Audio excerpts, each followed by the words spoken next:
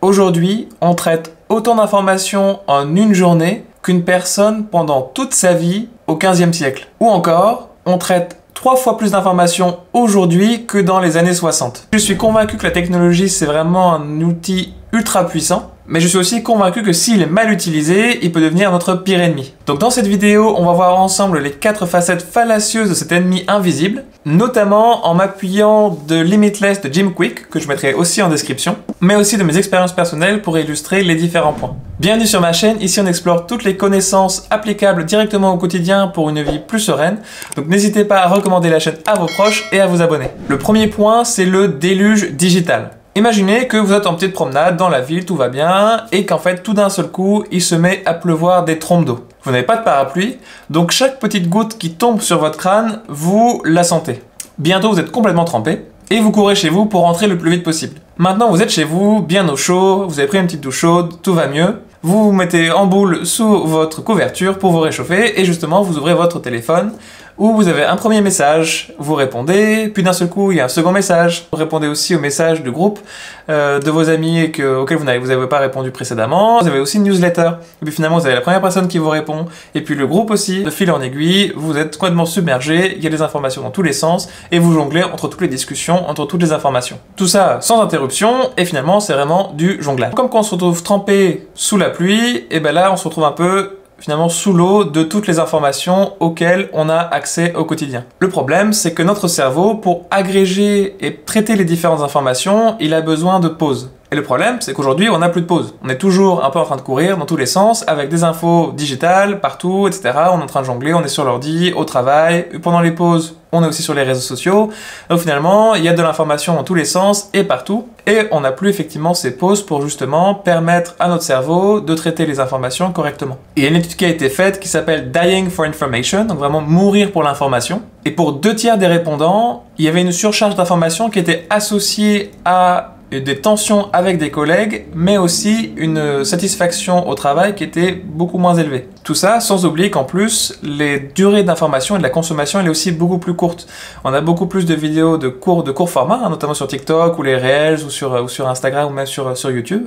Donc on a beaucoup plus d'informations, beaucoup plus courtes et en plus constamment. Finalement, ce déluge digital, c'est comme si on allait au resto, qu'on commandait le premier plat, qu'on commence à le manger, puis qu'on commande entre-temps le 2e plat, puis le 3e plat, puis le 4e plat, et qu'on prend jamais de temps ou de pause pour digérer ce qu'on a mangé. Tout ça finalement en mangeant beaucoup trop, et en plus sans vraiment profiter de ce qu'on mange à ce stade. Et c'est ce qui nous amène au point numéro 2, la distraction digitale. Il n'y a pas très longtemps, j'étais tranquille chez moi le soir, et je me suis surpris à checker mon téléphone et à checker mes emails du boulot. Il était tard, c'était vraiment pas la chose la plus pertinente à faire, et je me suis un peu surpris à l'avoir fait, mais c'était déjà trop tard, le mal était fait, j'avais déjà checké mes emails, et du coup j'avais commencé un peu à réfléchir à mon lendemain, à ce qui allait pouvoir me stresser, les différents meetings qui étaient importants, qui étaient importants de bien considérer. Finalement, j'ai fermé mon téléphone, et je me suis empressé de le cacher quelque part pour ne plus l'ouvrir ce soir-là. Et effectivement, avant, on laissait notre ordinateur au travail, et finalement, c'était pas vraiment un problème qui se posait. Sauf qu'aujourd'hui, on est constamment connecté. Aujourd'hui, on a accès à toutes sortes d'informations constamment, et c'est vraiment une bataille de l'attention, où on a les plus puissants cerveaux du monde qui travaillent pour des entreprises comme Facebook, YouTube, TikTok, qui nous engagent donc à rester au maximum sur les réseaux, ou sur Internet, ou à consommer le maximum d'informations. Donc, il y a toujours quelque chose qui va attirer notre attention. Et derrière ça, en fait, notre capacité à nous concentrer est donc devenue beaucoup moins bonne. On est beaucoup moins à même de rester concentré sur la même tâche, parce que finalement, il y a toujours un peu quelque chose qui va pouvoir surgir, une notification, un email, une newsletter, qui va finalement nous distraire de l'objectif qu'on s'était fixé, ou finalement la tâche qu'on était censé compléter. Et ça va même jusqu'à avoir un impact sur nos relations sociales, où finalement ça devient assez normal de sortir son téléphone pendant un verre alors qu'on est entouré d'autres personnes, pour vérifier ses messages, ou pour scroller sur Instagram, même pendant quelques minutes. Et c'est des choses qu'on voit tous assez régulièrement. Le 3e point, c'est la démence digitale. Quand j'étais petit, la seule manière de savoir si je pouvais aller rendre visite à un ami, c'était de devoir l'appeler chez ses parents et de pouvoir ensuite savoir si oui ou non je pouvais aller jouer avec lui. Donc à l'époque, je connaissais un paquet de numéros de téléphone. Et aujourd'hui, c'est limite si je connais mon numéro. Alors je connais quand même le numéro de mes proches au cas où, mais c'est tout. Et c'est au neuroscientifique Manfred Spitzer qu'on doit justement cette appellation de digital dementia, donc cette démence digitale. Et en fait, sa thèse, c'est que utiliser trop la technologie plutôt que notre mémoire, ça détruit notre capacité d'apprentissage, finalement de court terme, mais aussi de long terme. Or, en effet, plus on utilise notre mémoire, plus elle se renforce, avec ce fameux concept de neuroplasticité. Donc plus on utilise notre cerveau, plus les connexions se font, plus elles se renforcent, plus finalement même certaines parties de notre cerveau peuvent grandir. Si on utilise certaines compétences vraiment nécessaires ou vraiment au quotidien, et que finalement cette connexion se renforce petit à petit. Le problème, c'est que comme on fait plus trop l'effort de se rappeler de trop de choses, et bien finalement, soit nos connexions ne se font plus, ou alors finalement elles dépérissent. Je suis un des premiers à le faire, effectivement, un calcul un peu compliqué, de le faire, plutôt que de le faire de tête, de le faire sur mon téléphone, ou alors si je ne me rappelle plus d'une information que je sais avoir su, je regarde sur internet, donc finalement il n'y a plus trop cet effort de réflexion sur où est-ce que c'est de chercher dans les tréfonds de ma mémoire. Donc cette démence digitale, en fait nos téléphones qui sont censés nous rendre plus intelligents, nos smartphones nous rendent un peu moins smart. Smart étant intelligent en anglais. Donc on a vu qu'on était pris sous le déluge du digital, on a vu qu'on était constamment distrait du digital, avec la distraction digitale, et maintenant on a vu qu'effectivement on devait faire face à cette démence digitale. Le dernier point, c'est la déduction digitale. Alors je me rappelle de la grande époque quand j'étais au collège et qu'on devait faire des devoirs à la maison et que finalement on galérait pendant des heures pour essayer de trouver des solutions. Alors je sais pas comment c'est aujourd'hui, mais je me doute qu'avec ChatGPT, il y a quand même peut-être des différences ou des choses qui ont changé par rapport à comment les devoirs à la maison sont faits. Et effectivement, on a tendance à de plus en plus externaliser nos réflexions, des choses qu'on aurait pu réfléchir ou finalement des conclusions qu'on aurait pu trouver par nous-mêmes, effectivement d'aller sur ChatGPT ou alors finalement de chercher sur Internet, de consulter certains journaux qui nous sont recommandés. Et en fait, notre réflexion, elle devient automatisée et en plus externalisée. Et en plus de ça, effectivement, les algorithmes ont tendance à nous nourrir de ce qui nous intéresse déjà. Ce qui finalement nous ferme un peu à de nouvelles formes de réflexion, à de nouvelles formes d'information, puisque finalement ce à quoi on va avoir accès, c'est principalement ce qui nous intéresse déjà, ou finalement des idées qui vont déjà confirmer ce avec quoi on est d'accord. Ça crée donc un peu des bulles d'information, où finalement on n'est plus trop ouvert à ce que l'autre peut penser, puisqu'on n'y a pas accès, et que finalement ça devient compliqué pour nous d'imaginer que quelqu'un peut penser quelque chose d'autre que nous. Le dernier point que j'ajoute en bonus ici, c'est la dépression digitale. Prends l'exemple d'Instagram, où finalement, dès qu'on est sur Instagram, notamment dans les recommandations, c'est toujours un peu à l'extrême. On a toujours, je sais pas, la voiture de sport la plus magnifique, on va toujours avoir les bijoux les plus magnifiques, ou alors l'article qui vous intéresse le plus. Finalement, c'est toujours un peu à l'extrême. La difficulté et le problème derrière, c'est que ça nous donne en fait un point de comparaison qui est complètement fallacieux, qui n'a aucun sens.